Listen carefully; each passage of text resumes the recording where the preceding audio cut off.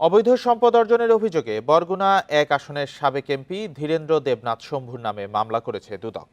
তার স্ত্রী মাধবী দেবনাথের বিরুদ্ধেও হয়েছে আলাদা মামলা।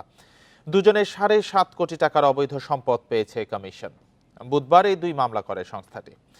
এছাড়া শম্ভুর ছেলে সুনাম দেবনাথ ও তার স্ত্রী কাপসিয়া তালুকদার এবং শম্ভুর মেয়ে শুল্কা দেবনাথ ও মনীষা মুনমুনের সম্পদের বিবরণের জন্য নোটিশ জারি করেছে দুদক।